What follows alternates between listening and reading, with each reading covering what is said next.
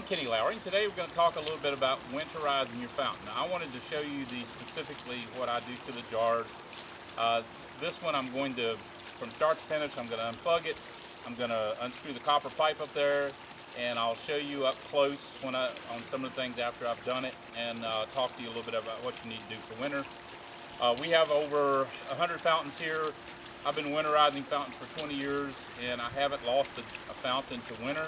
I make sure that there's no water in there, at least not enough water in there that can hurt it. You're going to have to make those determinations on your end as to where you're at in the country, how cold it gets.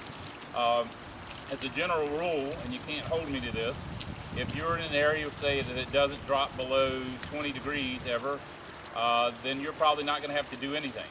You got to remember, your ground temperature is a lot warmer than your air temperature in the wintertime. So, like here where I'm at in this region of the country, the ground temperature is about 56, 57 degrees. So that water down in the ground is going to be warmer than, let's say, if it's 25 up outside, then that warmer water down there is being transferred up through the fountain when you're running it. So kind of keep those things in mind. You know, here it gets cold. We were 5 below last winter. We'll usually have a winter spell where it doesn't really get above freezing for about 3 weeks. So it does get very cold here.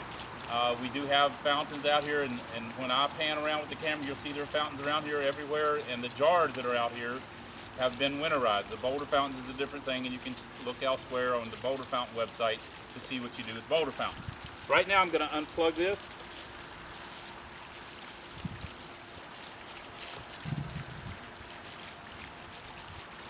I'm unplugging the light, I'm unplugging the fountain, and now what I want to do is unscrew this copper pipe.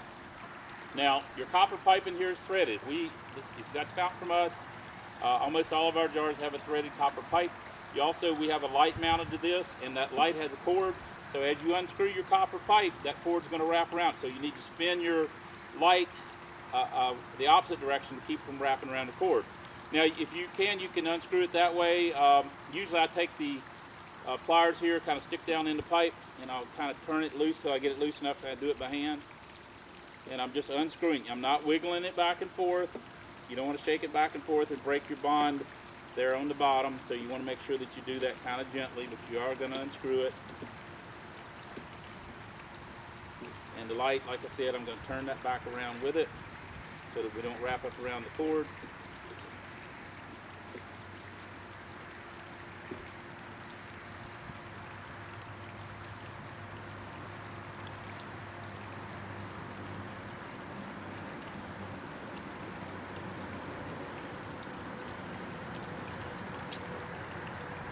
The water's cold.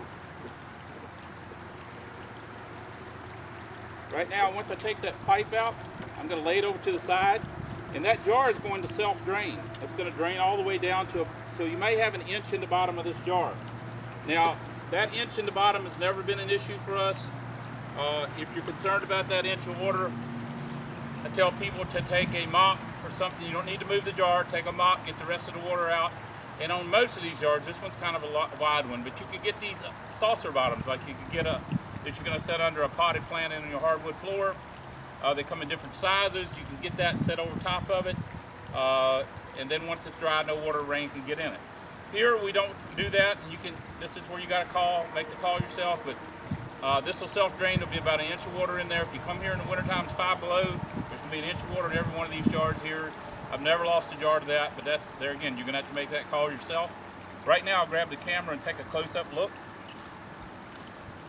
Now, the jar is self-draining, so it will drain entirely down. And then,